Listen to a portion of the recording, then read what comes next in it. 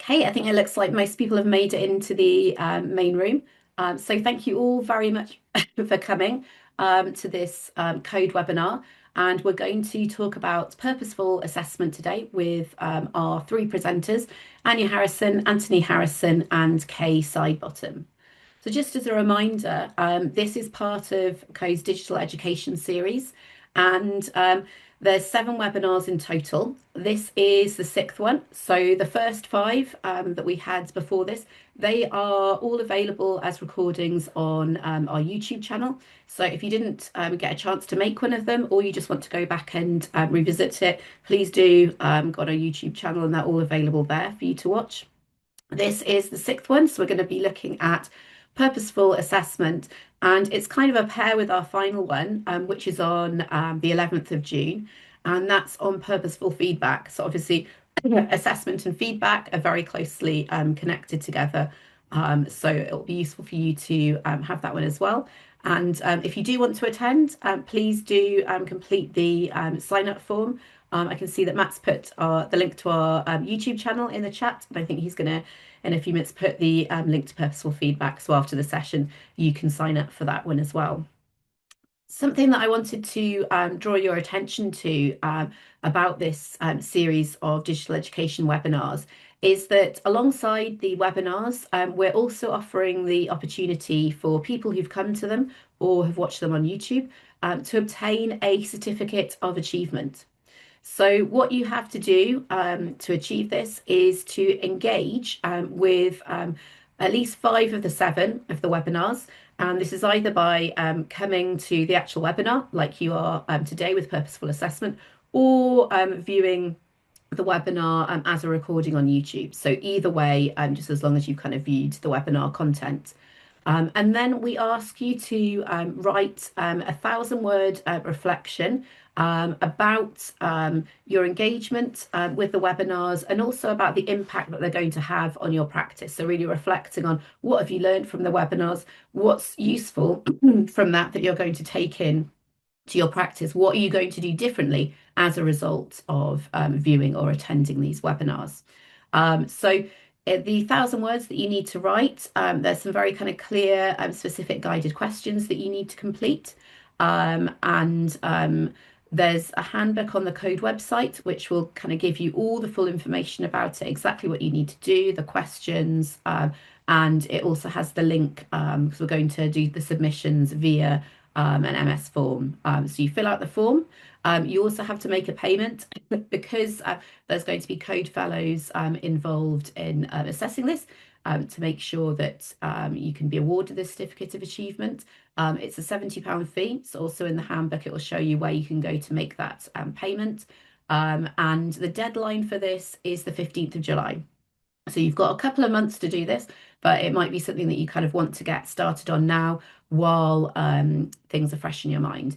And in order to help you with these reflections, each of the webinars have got reflection questions, which I can show you at the end of this webinar, but the reflection questions for each of the previous webinars are on the event page on the Code website. So again, the handbook will take you through this.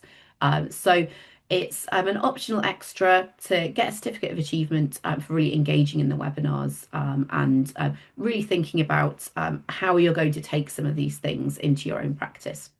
And we'll also be sending a follow-up email about this to everybody with all the information and the links in that as well. So if you're interested in it, please do take part in that. So back on today, we are thinking about purposeful assessment. And what do we mean when we think about assessment being purposeful?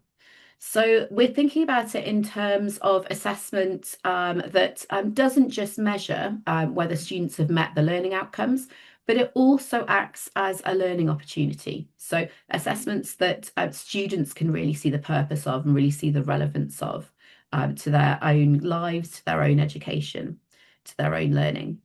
We're also thinking about kind of current topics that everybody's concerned with, that, the hot topic in assessment at the moment, that has been for the last couple of years and probably will be for the next few years, is Gen AI. what can we do with assessment to make it feel purposeful so that students want to engage with it, and that we can still encourage creativity and criticality for students, and so that they're encouraged to really engage with the assessment rather than kind of being tempted to outsource it.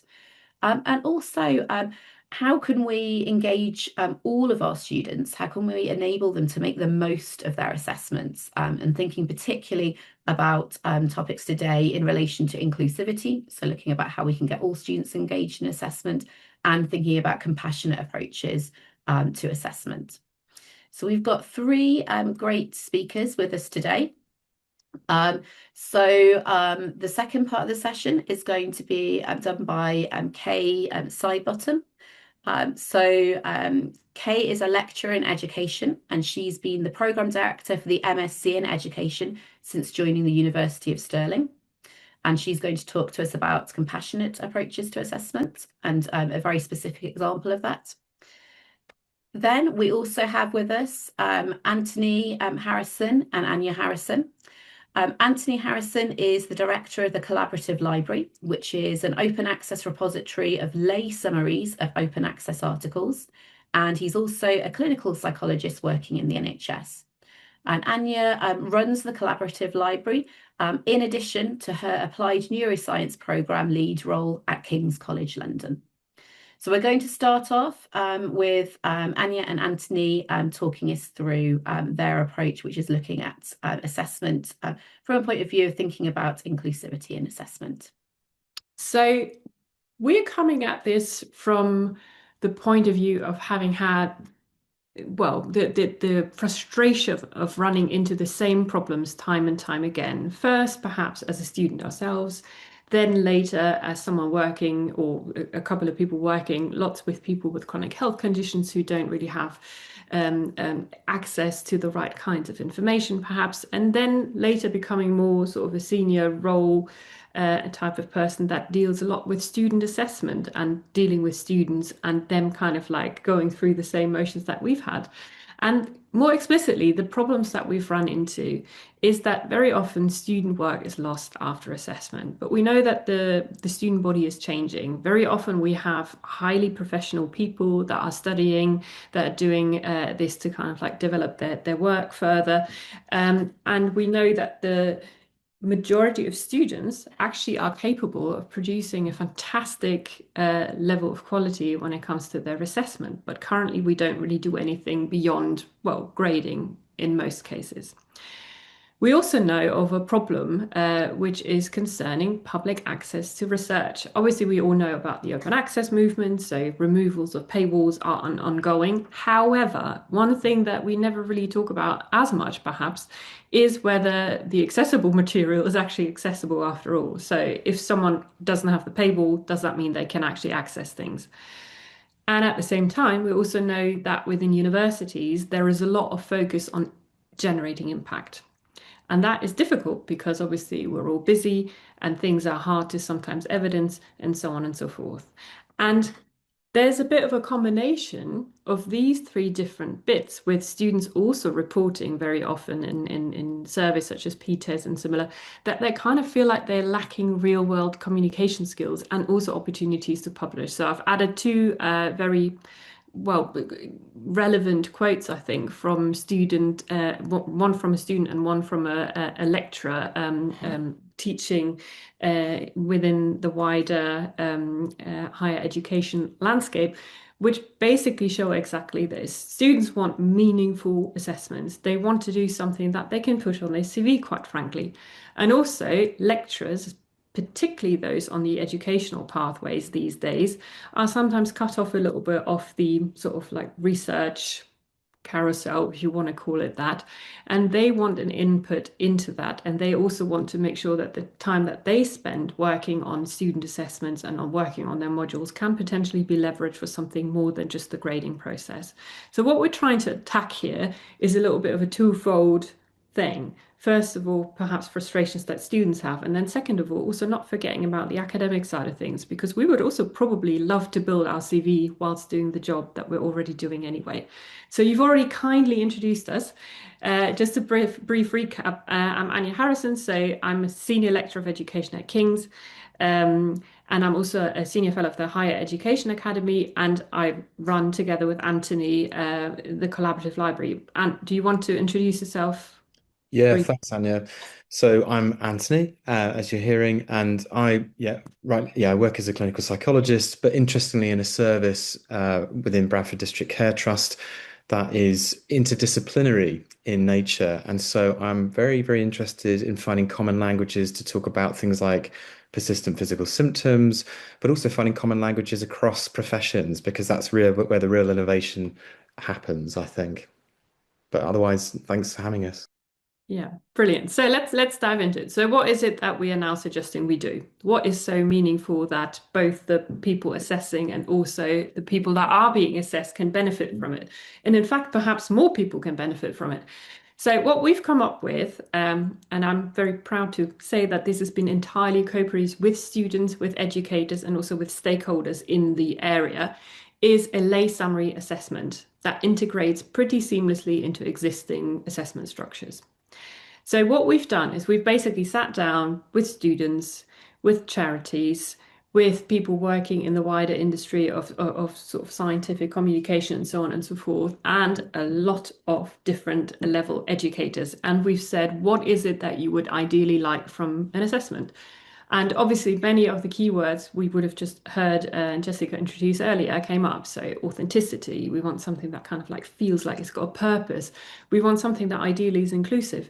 And we believe that over the course of the last 5 years, which is as long as we've been developing this iteratively, we've come up with something quite neat. So initially, we set up for a module. So we run this within individual modules at the moment. At King's, we run it within two.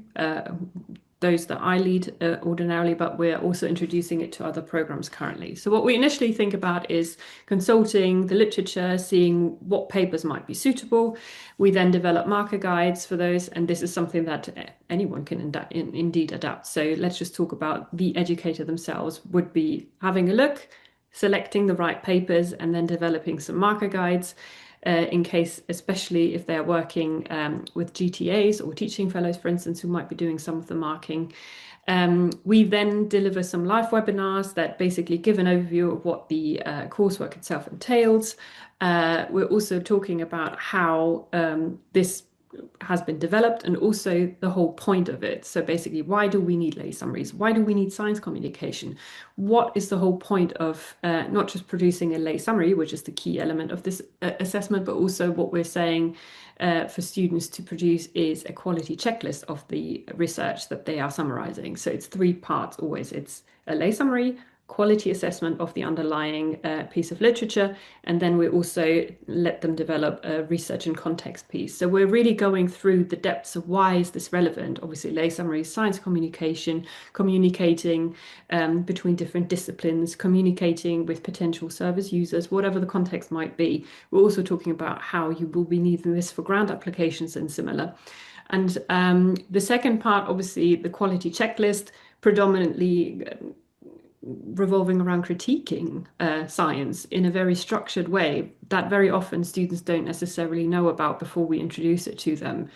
And then thirdly, the wider context lens, which we also introduce as part of the research and context part. And we really dive into it. So just to give you a bit of a fun fact, yesterday I had the first webinar of the lot. And when the students sort of looked at it initially, I had lots of students sort of saying, I'm not sure about this coursework. And then basically an hour after the coursework, they came back and said, oh, I didn't realize. And you can really, it's palpable when you hold these webinars that students really get it, what we're trying to do here.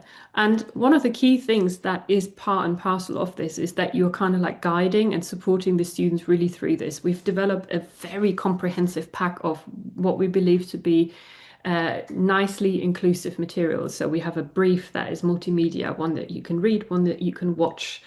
We also have the option of actually letting students choose their medium. So they can either produce a written lay summary or they can choose to do a narrated PowerPoint, which is also letting them choose and being a bit more inclusive in that regard. We can also expand this further, so there are no real limits into how we develop this or how others who might be using this coursework want to develop it further to be even further inclusive by design. And then obviously we are running the assessment, and this is the key element of what makes this such an authentic assessment, we actually publish these. Obviously not all of them. What we tend to do, and I'm just going to show you this on the next slide to kind of like summarize, we tend to select 3 papers, and then out of all the submissions, we select the 3 best summaries of said papers, including their checklist, and then those are pretty much ready to share online. The neat thing that we're also doing is we are actually trying to actively link with researchers within our university. So, for instance, I run the affective disorders module, and I am also part of that department. So I go around and say who has a paper and who wants it lay summarized, basically. And that is a neat gateway to impact, as we all know. So it's kind of a win-win-win, right? You as an educator are still keeping in touch with the research people. The students feel really excited and also feel like a real drive to complete this assessment in a way, because it might be something that they can put on their CV, and it's a really tangible skill. And then also the researchers are happy because they don't have to think much about creating that themselves, but they can kind of outsource it. So it's a little bit of a win-win-win in that case, isn't it? And we have asked professionals, so we've done a very comprehensive evidence-based approach here. So initially we developed it all, we had like some informal feedback that has then led to revisions, but we've also recently evaluated the whole thing in a mixed methods design, which isn't published yet, but bear with us, won't be long. And one thing that we have found, because we have not just asked the students how they like it, but also the professionals how they like it, and you can kind of get a bit of a flavor of what they think here. What they really appreciate is just the opportunity of actually creating something meaningful as part of their usual marking activity. Because if we're being all honest, like marking, developing coursework material, moderating, and all of those things take a lot of time. So why wouldn't you turn it into something that you can actually meaningfully disseminate afterwards? And overall, we've had a really positive bit of feedback. And the students just seem to love it. I mean, I've got a very large program on my hands here. So we're talking something in excess of 3,000 students. It's a massive online program. And whilst not everyone goes through this at the same time, we tend to have cohort sizes of 200, 250, sometimes 300 students in one individual module. And the students just seem to really, really, really like it. We've had occasions where students were brought to tears over being nominated for a coursework. And this is something that I think is I've not seen before.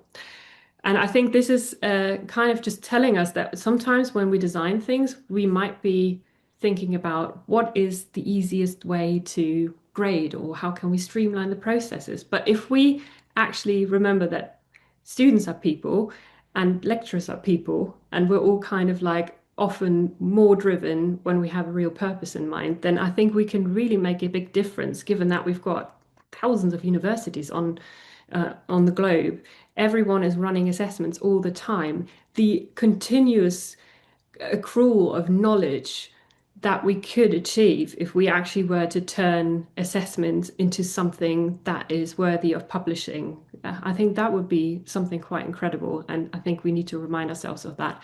So this is just a brief overview, but I want to show you the website as well, because I was saying, oh, it's publishable, and you might be thinking, where is it? And I'll show you where. So we've got a neat little web page here. I'm just going to give you a very brief overview here, not bore you to death with the detail. But basically, this is the Collaborative Library webpage. You can see there's some general information. We've got quite a lot of organizations that we're already partnering with, including some NHS trusts, which is notoriously difficult to achieve, but we're very proud of that. And then if you go over to the Lay Summaries tab, fingers crossed that works now. Yeah, it's working. Fantastic. And here you can see some of the work. I'm not going to click on it in too much detail, but you are basically getting the idea. There's loads of materials that is produced by students. That is quite exciting. I'm just going to click on one of them so you can get a bit of a flavor. So there's a YouTube video that they can watch. Then there's a written summary. And then they will also have the checklist of the quality, assessing the quality attached, including all of the information about who wrote the lay summary, who vetted it. It just happens to be Anthony in this case. And then also the original information about the article itself. And this is something that obviously it's a reasonably new-ish platform with 5 years, as anyone who's ever tried to build anything in academia knows. It's a glacial sort of type thing. But we're building it, and we're actually seeing lots and lots more sign-ons more recently, and we're very excited to share this with whoever is willing to have us. So, Ant, do you want to add anything to what I've said? Only to say that I've asked Matt Philpott to share the code occasional papers that we've done, right? Which was a Yeah. nice introduction as to sort of our why, why we Yeah. care about this so much, why we think that I agree. accessibility, in addition to open access, is such an important, particularly at these times, I think, where, in the world, why we care so much about this and why it makes sense to empower our students to do that, and our vetting professionals as well to do it as well. Quite agree. And I think it's also, as someone who's basically been running this for the last however many modules, it is actually quite fun. Very rarely have I seen students so excited. And also the teaching fellows, like it's a big program and they get to choose every iteration which module do they want to go on. And we actually have people on a wait list to teach on our modules now. And I think this tells us something, doesn't it? I mean, some people might say, "Ooh, yeah, I would really like that," but then there's no action linked to it. But here you can really see it happening. Like you see the critical voices looking at, "Oh, this is a new assessment. I don't know. Like I'd rather have an essay." And then you go through the process of explaining it to them, and they suddenly go, "Oh, what is this? I want to do it." And I've actually already had people saying, "If I don't get picked for my final thing, can I do one outside of the coursework?" And I think that's, I mean, that is quite special. So we're very proud of it, but we're also very receptive to feedback. So if you're listening to this and you have some feedback, then please bring it our way. And we're going to stop talking and hand it back over to you. Brilliant. Thank you so much to both of you. Such a fantastic approach to assessment that definitely has a really clear purpose. And I think if you're getting students to volunteer to do extra assessments, then I think that definitely shows that you're on the right path. And good that it's nice from both sides, that it's nice to teach it Mm. as well as it's really nice for the students. Just to say, Anthony, that I put your references in the chat, and the code paper that Anthony mentioned is the first one. So you can see those links in the chats, and I've also put a link to the collaborative library. So thank you so much for a fantastic talk to start us off. What we're going to do now is we're going to move on to Kay, and then sorry, then we will have a discussion around both of the presentations and around purposeful assessment at the end of Kay's presentation. So I will hand you over to Kay now. Thanks, Jessica. Just unmuting myself. Thanks very much for the invite. It's great to be here and lovely to hear that exciting presentation before mine. I'm coming at this from quite a different angle, I think. I'm talking a little bit about how I've redesigned and kind of reshaped a particular module on the MSc education that I run at Stirling Uni. And I'm going to talk a little bit about what I mean by affirmative and why I felt it was important to kind of change things up and tell you a little bit about the course as well, just to give you some context to it all. So basically, the Masters in Education, it's a one-year master's programme. It can be done part-time as well. And it's been running at Stirling now for about three years. I took it on when it was just being kind of formulated, and it was written in quite a traditional way, usual kinds of assessment that you'd expect to see on a master's, essays, dissertations, that kind of thing. I wanted to bring a different flavour to it, very much a contemporary angle, thinking about criticality, thinking about the political situation in the world, thinking about all the various challenges that we have globally. So very much thinking through a decolonial lens and also a post-human lens. And I'll say a little bit more about that in a minute. But also to say the programme is very much for anyone who's interested in education, actually. Obviously, we tend to get a lot of teachers from all kinds of different sectors, but we also get social workers, we get nurses, we get climate activists, and it's a very diverse programme, which is also an international programme, so it's open to international students. So we have students from West, East Africa, the US and Canada, China, Pakistan, India, and also, of course, lots from the UK as well. So it's a very diverse mix. And we have elective choices. The one I'm going to talk about today, the module in particular, is one on educational leadership, which I felt was something that is often taught in a very kind of normative sense, with the kind of standard approaches and theories and paradigms of leadership that people are familiar with. So I wanted to throw all that up in the air and see what could be done differently. So just to say a little bit about the post-human approach, if you're not familiar with those kind of ideas, critical post-humanism has kind of two lenses that are applied. The first is very much moving beyond kind of humanism in thinking differently about what it means to be human in the world today. So quite deeply encoded in our various systems, we have this kind of Vitruvian man, idealized human being very often, that's the kind of typical white Western male, neurotypical, heterotypical, able-bodied, all of these kind of standard normative, deeply ingrained within our systems, particularly in education. And of course, these things need disrupting. So that's one side of it. How do we move beyond these limiting ideals of what it means to be human? And the second angle is the post-anthropocentric one, which says, how do we elevate the rights and the relationships, the status and the value of non-human entities, so plants, trees, animals, water and land. So all of this is about how to move beyond, how to go further, and of course technology comes into that mix as well. So one of the things that critical post-humanism in particular is grounded on is an affirmatively ethical approach to the world. Spinoza, sorry to get into the philosophy, I always do this, can't help myself. But Spinoza is one of the kind of thinkers that's quite key here. Affirmative ethics, it sounds a lot, but it's something that I'm sure everyone will kind of understand. It's very much about how we collectively think together, how we create new ideas of hope together, how we are compassionate as a community. There's lots of alignment actually with Anja and Anthony's work here, I think, in terms of co-production, in terms of equity, in terms of ourselves as thinkers. So very much affirmative ethics, as I say, it's about moving away from the cynicism that we often see within academia, not denying the realities and not trying to not change things, of course, but appreciating, understanding, elevating other knowledges other than Western knowledges, working in community. And a big angle on that, of course, is around decolonializing the work that we do. So these are the kind of values that underpin our work, and very much done kind of hand in hand with students as well. So I won't say too much more about the theory behind it, other than to also say one of the things I wanted to do with the educational leadership module was to disrupt the kind of dominant discourses around it. So dominant discourse, as I'm sure you all know, it's about the stories that persist, the stories that are told usually by the powerful, that persist within a framework, within a mode of thinking.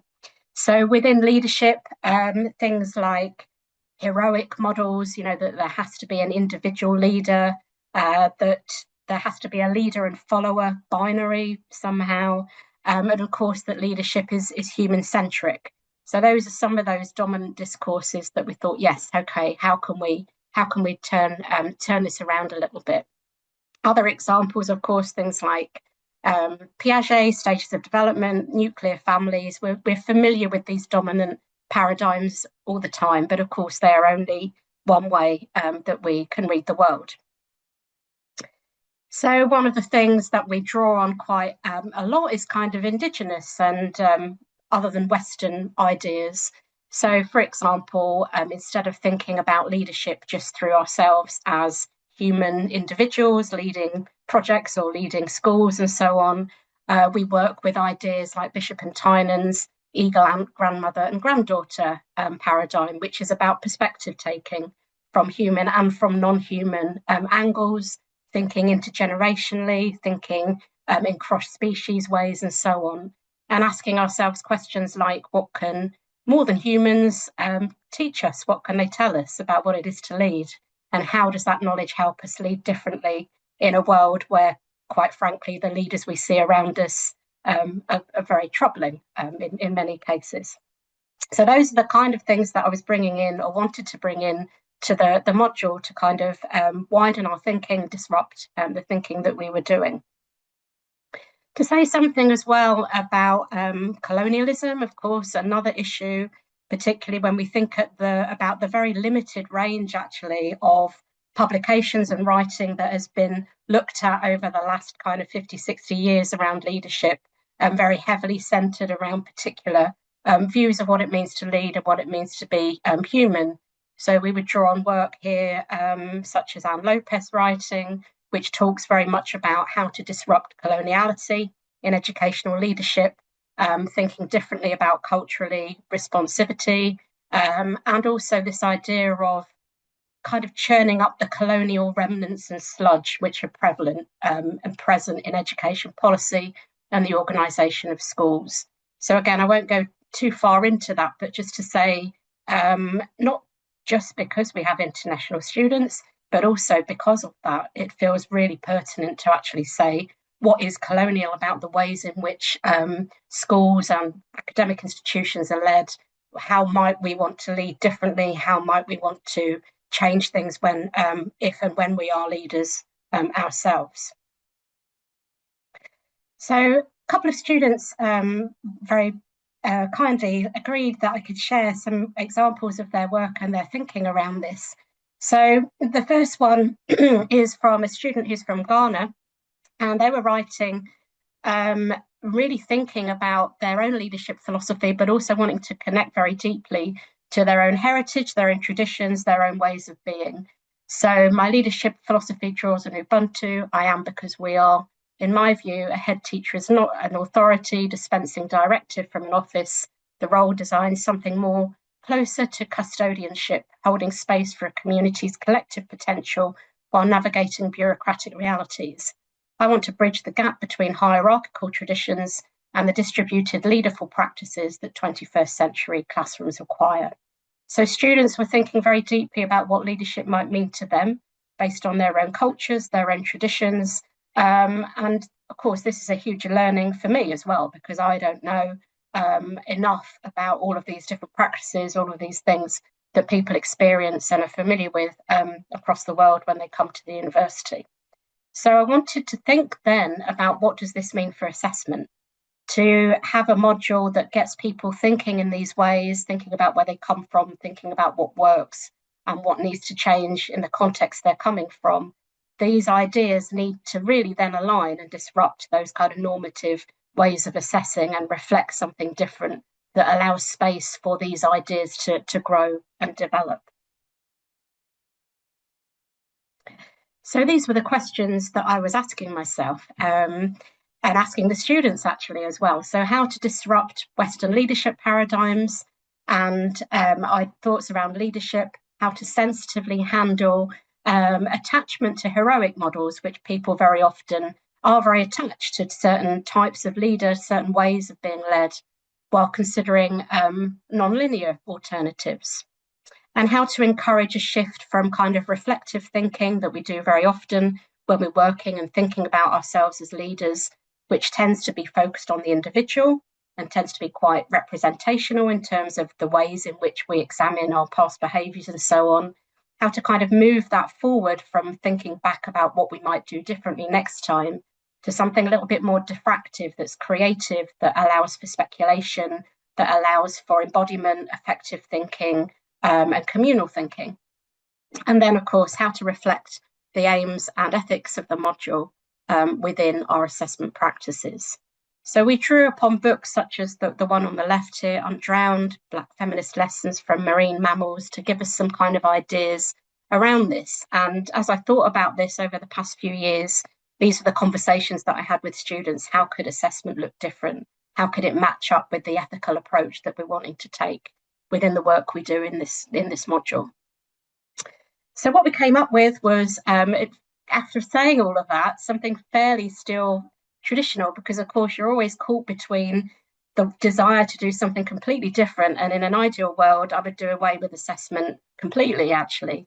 But you're still constrained within the academic settings and the paradigms and the situations that you have. But we moved to leadership portfolios, which students create using Google Sites. And the portfolios are really very much their sites. They can do what they want with them. If they want to take them and use them after the end of the course for employment, or they want to build on them, they can absolutely do that. But within the site, there are three elements that kind of need to happen for assessment purposes. And the first is a reflexive journal, which can take any number of different forms. Actually, it can be written as a more traditional diary, kind of thinking about leadership and thinking about theory, or as students very often do, it can take the form of storytelling. So people might want to write a narrative or a fiction and then connect that with some thoughts around leadership practice. People have also done journaling in dialogue, so not just themselves writing their reflections, but they've written it as conversations or recorded it digitally as conversations. So kind of pushing the boundaries a little bit of what it means to reflect. The second element is to create some kind of digital artifact, and it could be something like a podcast, it could be an example web page, it could be a blog post, it could be a short film. And the idea of that is, again, is something, it's kind of an imaginative exercise where people might, for example, interview a head teacher, or they might write a blog from a particular leader's experience or something like that. And then they write a critical commentary where they kind of analyse through various lenses what that artifact is telling them and teaching them about leadership from a critical point of view, but also from a kind of productive, affirmative point of view as well.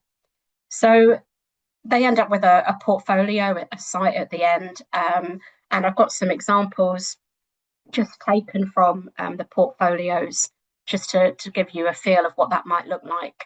So the student I mentioned earlier from Ghana wrote his reflection in the form of a story, and then did a digital artifact, which was a conversation with, as he says here, a veteran head teacher from Ghana, Mr. Anja, who talked about this idea of how leadership works in Ghana and how it needs to be disrupted. And this was very much a creative piece, a really kind of linked very much to the values that the student held in terms of thinking about leadership.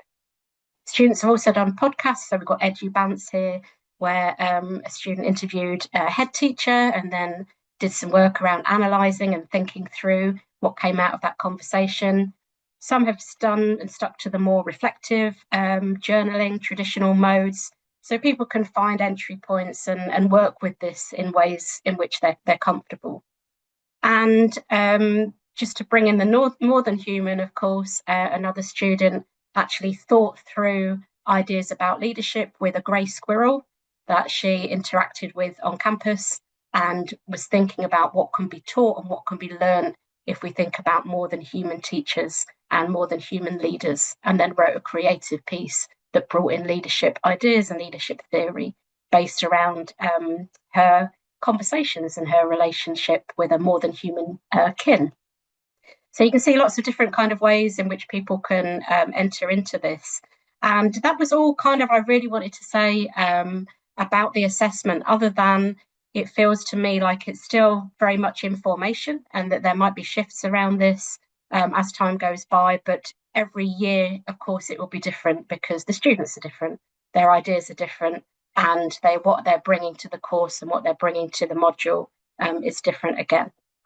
So I have shared some reference. I think Jessica's putting some in the chat as well. But yeah, so I'll leave it there for now. Brilliant. Thank you so much, Kay. And really interesting to see an assessment that must be so kind of personally meaningful to the students that take part in it. So we've got two kind of different approaches to assessment, but I think ones that really share common kind of values in their approaches, and about considering doing something slightly different in terms of assessment that does have a bit more purpose. We've got a few questions in the chat coming in. Does anybody, because we can start the discussion now, so if anybody's got any questions or comments for Anja and Anthony, or for Kay, then please do either raise your hand, or I'll check out the ones in the chat as well and ask them.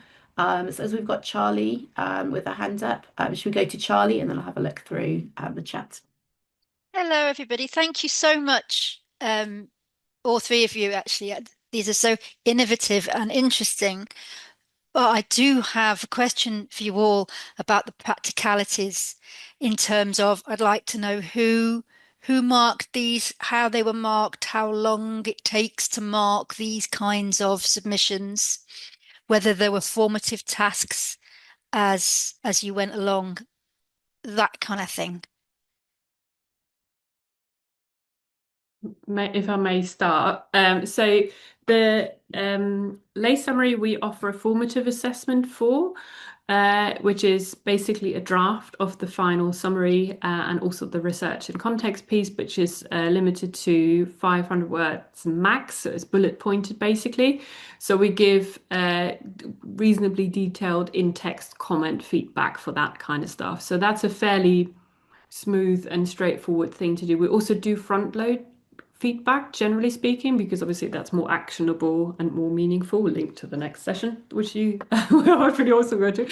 But it's yeah, so that's fairly straightforward. For the summative, because of the size of our cohort, we have teaching fellows. So what I, as a module lead, would recommend in that case is to develop a marker guide where you basically summarize the key points that you would need to see hit in a lay summary in order for it to be correct.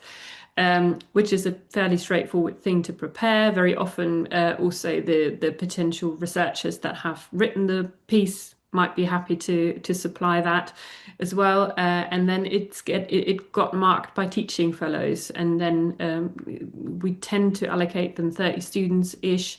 And it's a fairly quick thing to do because we don't do in-text comments for that. We do feed forward for that, feed forward feedback, where basically they are then getting an overall comment alongside with a rubric slider. And all of this is developed and available. So let's say you felt like, oh, I really want to run this. You can just email us and we can share it all. It's all public as well. Like it's all open access and open source and very carefully developed with lots of detailed criteria so anyone can hopefully apply. And over to Kay. Thanks, Cher. It's a great question. So the students on the module use a discussion board on Canvas to answer and ask each other reflective questions throughout the module. And I encourage them to kind of lift and use what they've already been reflecting on in their journals or whatever that end piece looks like, so that they don't have to kind of start thinking from scratch. So we kind of build up to that. We also use thinking environment practices in class, which I think I mentioned in the references, which are very much about creating questions together, which are often around assumptions or perceptions. Excuse me. And again, they can use those in their final piece. And yeah, that's probably the way that the formative kind of stuff builds up in terms of the kind of artifacts and the creation of the artifacts. One of the things we often try and do in the longer seminars is have some kind of writing time or some thinking time. So, for example, we did a session where we looked at fairy tales, and we had an hour where we were just writing. And again, students can then use that and get feedback on that then they use in the end piece. Great, and I'm sure lots of people want to take Anja up on your offer to share kind of resources. So please do contact her if you're interested in that. So we've got a question in the chat about how you can ensure equity when you're marking something that's very, very different. So it's kind of obviously it's great to give students that choice in how they're going to express their learning, but how do you make sure that the marking is equitable? Kay, do you want to start us off? Yeah, absolutely. I mean, we have the usual processes of kind of marking, second marking, moderation, all of those kind of things that you would expect to happen. We also use a rubric that I probably should have mentioned again across the course to check for standards around things like knowledge, analysis, presentation, those kind of things. So those are always present. I think there's something always a bit tricky when we're talking about equality and assessments, because how do you compare and how do you value? I think for me, there's also the process of students kind of thinking through their own work and doing some kind of self-assessment of that. How do you feel that this compares to things that you've done? Do you feel that you've improved on, the feedback given in the last module? So there's also discussions that happen around that as well. But I think, just the usual adherence to kind of standardizing practices kind of keeps that, relatively tight. Great, thanks. And Anja and Anthony, is that the same case? Because you obviously said that you offer the option of written or a recorded PowerPoint. So do you find that they kind of attract similar marks or? They do. So this is also interestingly a question that always comes up. It's also always a worry, like, am I going to get nominated for publication more likely if I do one or the other or whatever? But one of the things that we make really clear is that the rubric determines what good work is, not the output format. So anything that we mark on is in effect the content of the submission.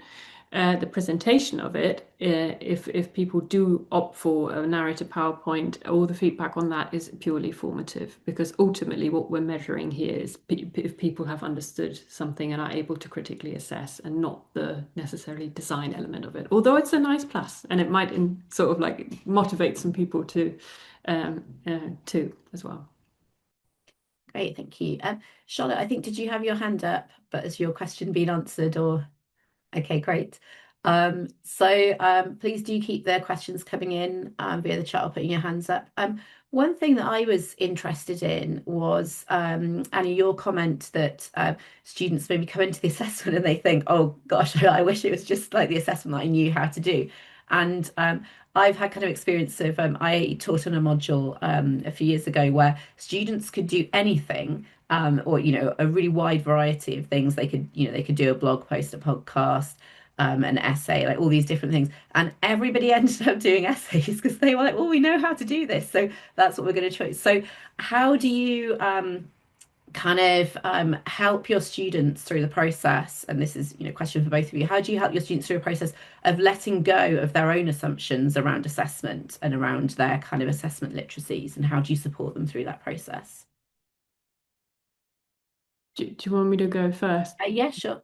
Yeah. Okay. Yeah. So this is an interesting one, because I think when we first initially introduced this thing 5 years ago, we probably had about, out of 300 people, we maybe had a handful of people that actually went for the alternative type of thing. And I'm now talking more about the format option here.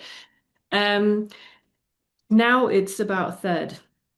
And I think it's just also sometimes the confidence of the educator in getting across the value of students actually engaging with those skills and really highlighting why they should be doing it. Sometimes we are underestimating the students' internal drive, I think. Obviously, they are also anxious to perform well and all the rest of it, but very often they have a very clear, oh, I want to do this job. Oh, so that's how that's going to be relevant for that. And that then sort of like is what brings it together. We have had, in the very initial days of this, the option of people producing a lay summary or an essay. And interestingly, almost 90% of people went for the lay summary after having had a proper explanation. So I do always think it's a bit of a framing thing, and no one really likes change that much initially, right? But if we're kind of like seeing sense behind what we're doing and we're dedicated to what this is supposed to do, whatever it might be, whether it be increasing accessibility of science or involving your students in something meaningful or whatever it might be out of the different things that it does, I think that's the key that we can turn to unlock those things. Time can be the healer, can't it, really, in that sense? Yeah, you get used to it too, huh? Yeah. Thanks. And Kay, you obviously did a much better job than I did when I had my module at getting your students to kind of engage with and produce assessments through all these different formats. So what do you think that you did that really helped your students with that? I think, to be honest, it's about that connection between what you're teaching, how you're Mm. teaching it, and how you're assessing it. And to have, if those things are very closely aligned, then those ideas will follow, I think, because, we spend a lot of time, as I said at the start, on the course talking about issues with academic knowledge production. Why does things have to be written in this way? Why can't I use my own language? What does it mean to have to use, the Queen's English, as people will often Mm. kind of call it. And so we disrupt those things all the way along the line. We talk about the power of art and the power of creativity, multimodal thinking for reimagining education. Those things are kind of at the heart of what we often kind of explore together. So then it kind of makes sense. Okay, actually, yeah, I can see now. And things like talking about difference, so neuro atypicality, and people say, oh yeah, actually, yeah, now it makes sense for me because I can be creative in a different way and still produce something that has a huge amount of value. So I think once those things are closely aligned, and it isn't for everybody, sometimes students do a very traditional reflective journal, like, you might see on a teaching qualification because they're comfortable with that and that's how they want to engage with it. So I think having those different spaces, not forcing everyone to go down some hugely creative route. Sorry, just on the back of what you're saying there, Kay, as well, I've had students come to me when I've been working in a teaching fellow capacity at King's on this assessment. And it's a thing, isn't it, around if you're uncovering something for someone, that's something that, particularly if it's bad things going on in the world, inequitable stuff that's happening, or kind of lack of open access. These can be quite a draw. That thinking about that social injustice stuff is a really, really big thing amongst our students, and I think that generation just have a really good, strong awareness of that, and feeding that is part of it, isn't it? I think, Kay. Absolutely. I think it totally is. And I think because there is that very strong passion for social justice. I mean, the course starts with a module on social justice, which allows us the platform to really kind of dig into that. And I think as well, the emphasis on kind of building supportive communities, which aren't always necessarily about me leading that. It might be people helping each other. Oh, I'd like to do a podcast, but I'm not sure. Well, let's do it together. Those kind of conversations, I think, really help too. Great, thank you. And Charlotte, you've got your hand up. Yeah, different question. So, but no less problematic. The earlier question was about moderation, but this one, Kay, you'd said that you're always caught in this tension between the desire to do something different and the academic conventions that we have to adhere to, which is where the question around moderation came from. And I'm equally frustrated with the assessment structures and systems that are currently in place. So whilst I really love the idea from Anja and Tony's presentation, Anthony's presentation, sorry, about using these assessments to further someone's career, to give a step up or a step in, um, or a head start even onto this publish or perish platform conveyor belt. What can we do with these assessments that means that we stop adding to and confirming that? So how do we, I like that there's a heads up, and I think, yeah, that's really great. That's really affirmative. And I've made loads of notes of how we can do that within our provision. But how can we do that without saying, yes, this neoliberal competition academic machine is a good thing at the same time? Can I speak to that? Just a thought I had. It's a really good point, isn't it? That publish or perish sort of idea. And I suppose when you're finding a common language and you're putting it on a public forum to be watched, this is where people might ask the question, why are you going in that direction with your research? Why? And if you're explaining what you're doing and taking it out of that esoteric language that we so often either are forced to write in, or we choose to, um, you're uncovering what's really happening, aren't you, in the research world? And my hope is, I think Anja, and I'm sure Kay, you feel the same about this, is that sort of approach will help us sort of say, I feel a bit ashamed of publishing that and salami slicing that paper, and maybe I won't do that again. Maybe I'll do something that feels a bit more constructive. Yeah, I think this is a really good point. If I may add to that directly, it's also like that just the sheer having lay language used actually, I think, already disconfirms this sort of like attitude towards this is the only way you can publish. What we're trying to actively do here is show that, especially given the short attention spans of people, especially given the fact that most people consume their knowledge from TikTok and similar, I think we're basically showing we can do something that is a little bit like it, but actually scientifically grounded, but not snobby. And really down to the ground and not in that ivory tower. And I think it's also, and the other thing is also, it's a very, well, I don't want to like say too much, but I think it's not a very um, negative and elitist structure that we're building here. We're building something that, so long as you have someone with a PhD who knows what they're doing, vetting your content, pretty much anyone can be coming an author of a lay summary within the university setting. You just need to find someone that you can work with who can vet the content and quality assure it. And I think that takes away from this sort of whole dogma that exists around publications. I mean, how hard is it to publish a paper these days? It's absolutely insane, even if it's done well, whatever that means. And I think what we're trying to do is also move away from that, because you might hear from other platforms that are doing something a bit similar, where they're offering things like narrative syntheses in lay forms, like, for instance, The Conversation and similar, Mental Elf. And from what I'm hearing, and this is not first-hand information, I think they're starting to become really selective around who gets to contribute. And I think that's something that we're also trying to actively break down. That was a very long response. Sorry, over to Kate. It's a very complicated question, so I think it kind of needs that long response and deep thought. Kate, would you like to share? Yeah, I don't really have anything to add to that, really, other than I agree with your point, Charlotte, about the publish and perish and all of those kind of things. I find that students, I guess, because we are so much about kind of disrupting some of this stuff, it doesn't come up as an issue in the same way as for Anja and Anthony.